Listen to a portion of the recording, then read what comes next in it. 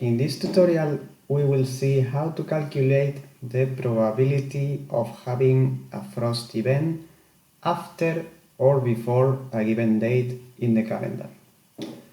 For doing so, we will be using the equations that appear in chapter 29 of the book of Principles of Agronomy for Sustainable Agriculture of Professors Francisco Villalobos and Elías Ferreres. According to these equations, the probability of frost after a given date is the product of two probabilities. The first one represents the fraction of years in a weather series in which we have frost. So the fraction of years of the total years in the series that contains at least one frost event. And then the second term represents the probability of having frost after the given date in the years in which we have frost. Similarly, calculating the probability of frost after a given date, before a given date, it uses a similar equation in which we have the reciprocal probability, which can be calculated as the difference with 1. For calculating the probability of having frost in years with frost before a given date, we use this expression in which we have a parameter x which depends on three factors.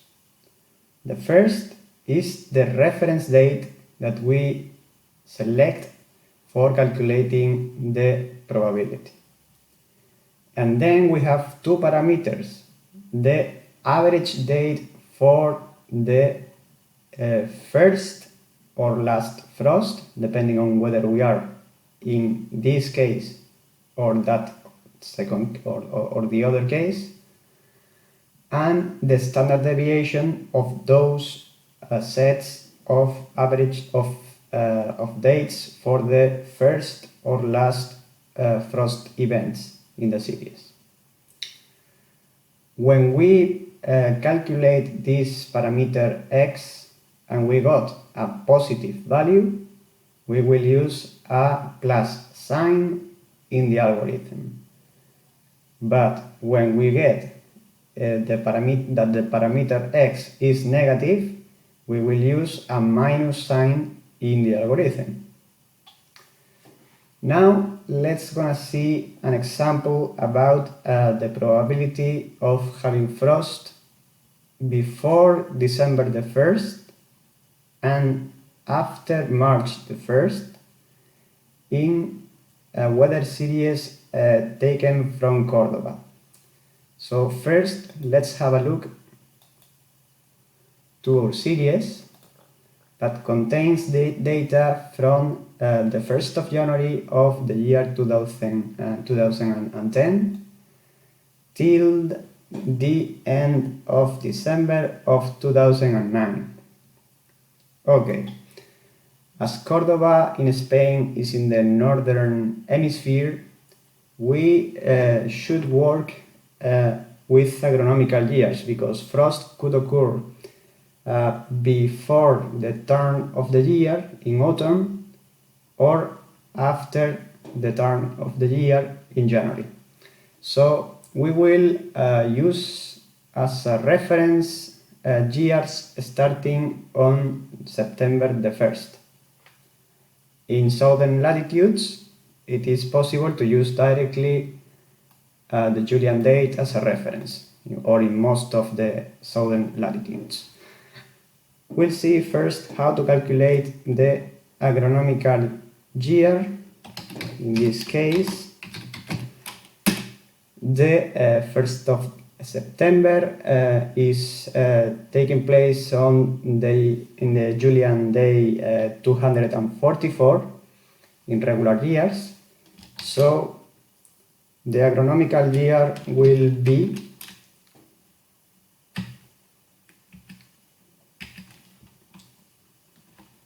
in case we are in a date before day 244, that will be the year 2009, and if the date is higher than 244, it will be an agronomical year starting on the autumn of or in late summer of the year 2010. Okay, we expand the formula. Whoops, sorry. And we will see that the agronomical year changes when we get to the day of year 244 as we want it. Okay, now this new column will indicate the days after September the 1st. We have to use a new if loop to calculate this parameter. So in this case, if the day of year is lower than 244, we will have days after September will be the Julian date plus 365 minus 243. And on the contrary, we will have the difference between the day of year and 243. Let's check that this formula is correct. So when we reach to the turn of the year, we see that on the 31st of August it corresponds to day 365, and the 1st of September becomes the first day after September. Okay, so now we have this calculated. Now what we need for calculating the probabilities of frost before or after a given date, we need to complete a table with the dates of the first or the last frost event in our series. We will consider that we will have frost anytime at which the minimum daily temperature drops to 0 degrees or a lower value. So to select the dates with frost, we will apply a filter in which we will get only the values of the dates in which the minimum temperature satisfy the condition of having a temperature lower or equal to 0. Here we have. And we will be using complete years, complete agronomical years. So we should discard the first and last years of this series because they will be incomplete. So we get rid of these incomplete years.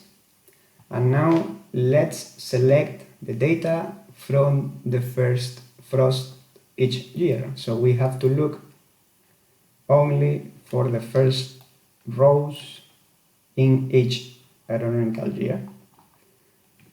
We copy them.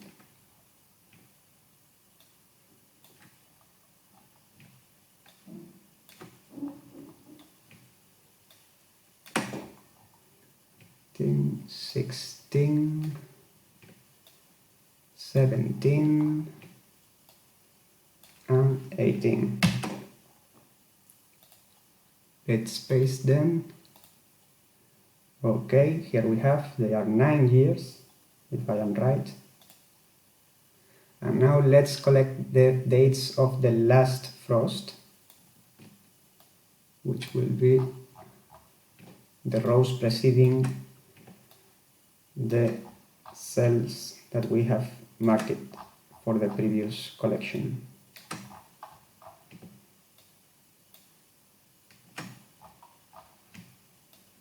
Okay.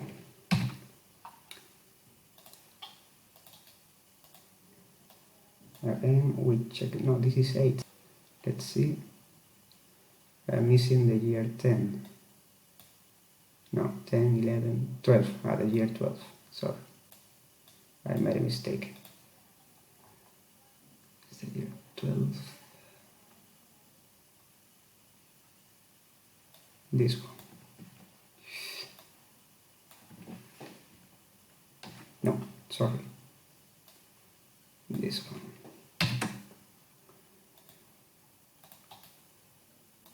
Okay. Now we can proceed with the calculations.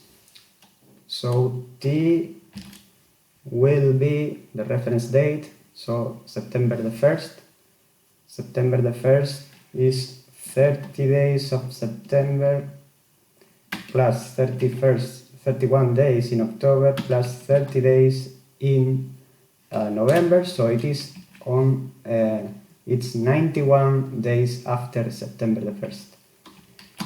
The average date for the first frost is directly given by the average of numbers in this column of the days after September the 1st, and the standard deviation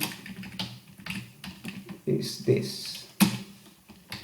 The parameter x is calculated from the difference of t and n divided by the standard deviation, and it is a negative value. So now we apply this algorithm with a minus sign. Take care with the signs and the many parameters, the many parentheses, sorry.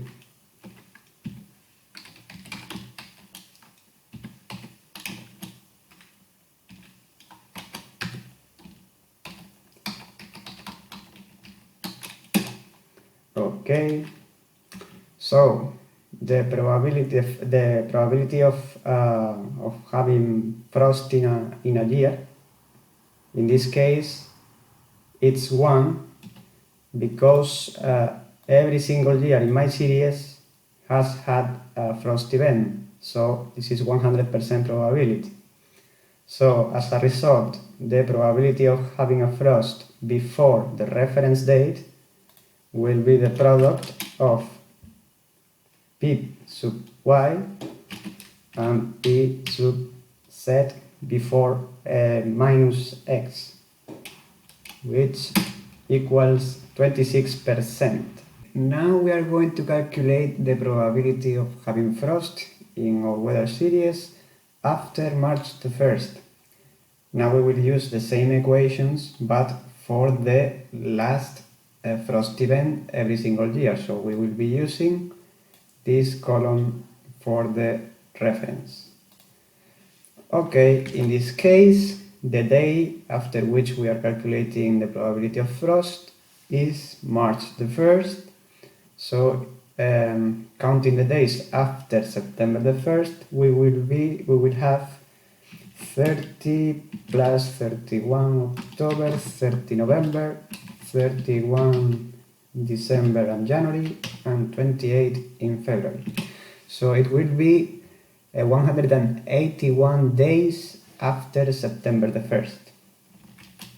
The average for the last frost event in our weather series is 169, and the standard deviation